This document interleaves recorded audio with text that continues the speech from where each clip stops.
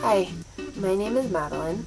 I go by Maddie or Rose, and I started this channel to help people with anxiety or people who have friends or loved ones who are experiencing anxiety learn more about anxiety and learn ways to cope with anxiety.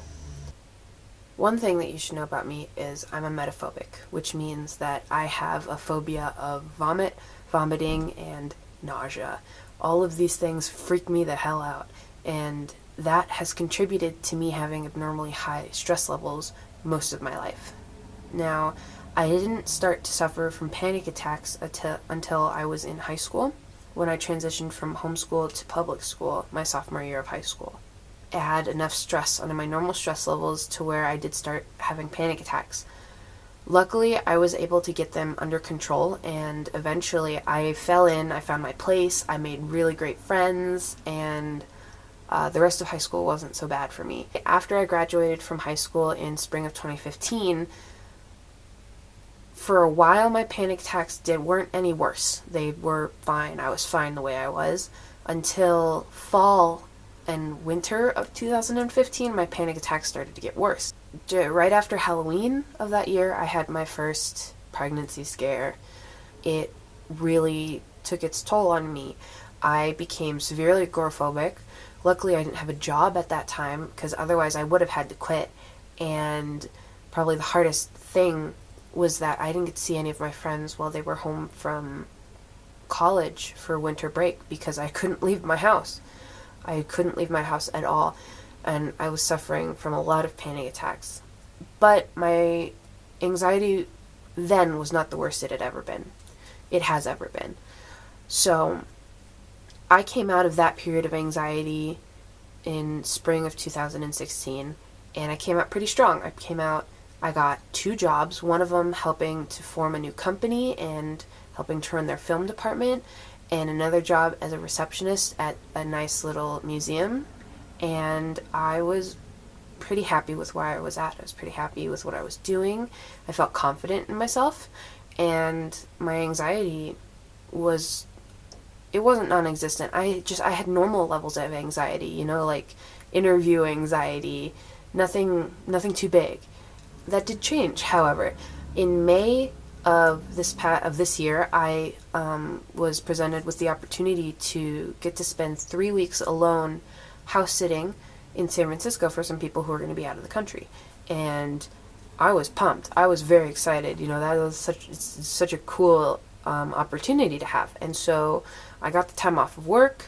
I saved up a ton of money, and I went. So I left on June 1st, and for the first week, everything was going swell. The dog that I was watching was very sweet. I was in this really cool part of town that was near Golden Gate Park, and so I liked to take walks to the park. I got to see some family that I don't see often that lived in that area. It was pretty cool.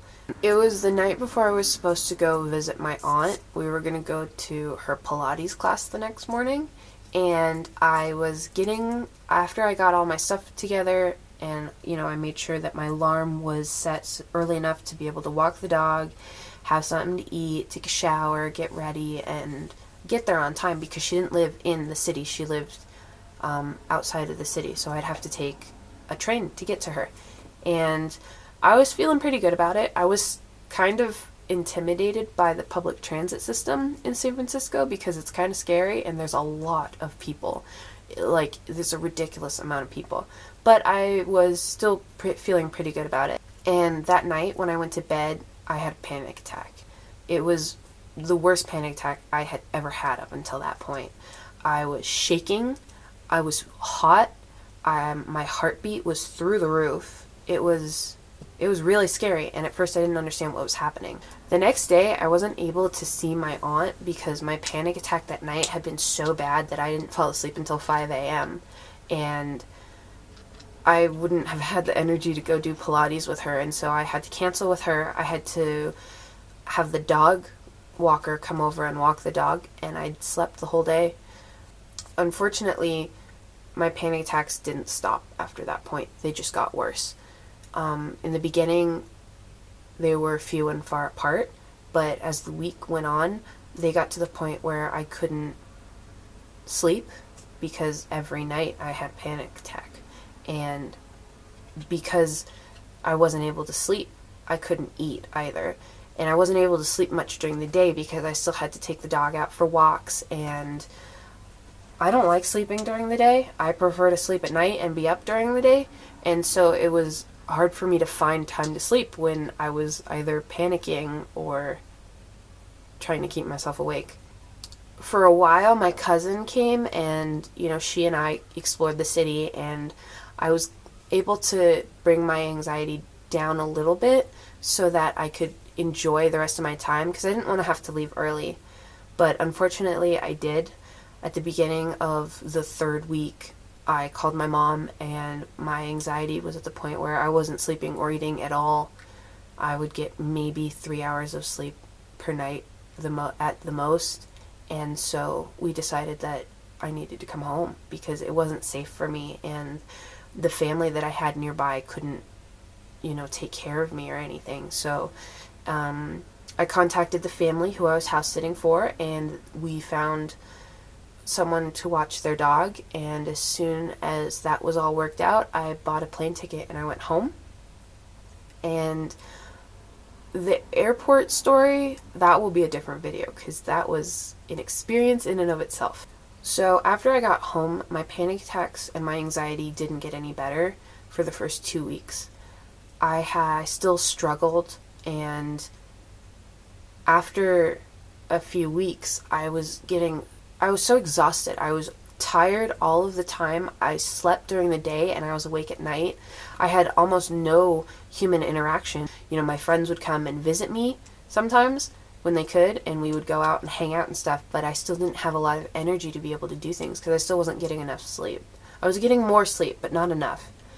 So at one point, I was sick and tired of it, and so I decided to take it into my own hands because I didn't want to have to go on medication, because what I've read is that going on medication for anxiety, while it can help a little bit, at some point you become dependent on it, and that's not healthy. It's not good for you to become dependent on medication unless, without it, your life is in danger. And I felt like I was still strong enough to be able to get through this by myself. So I started to take things into my own hands. So at this point, I have made a lot of progress. I'm sleeping at least 8 hours a night. I'm eating a little bit more, not a lot more. It's still hard for me to eat because I have absolutely no appetite. It comes and goes, but mostly I don't have any appetite. But I am trying to eat as much as I can during the day, and my panic attacks have gone down from at least 3 panic attacks today to maybe 1, depending on how bad I feel for that day. So I've made a lot of progress, and I know that it can only get better from here. I know that, I will have some days where I relapse, but I know that if I keep putting this much effort in, and that if I keep fighting, that it will get better. So I'm going to start making videos about the things that have helped me and the things that I've learned up until this point, and I hope that you can learn something that will either help you or someone you know with their anxiety. So if you are interested in watching more videos about anxiety, please subscribe. I plan on uploading at least once a week, and possibly more. If you have any suggestions for videos or any questions or comments, please leave them in the comments below. Thank you.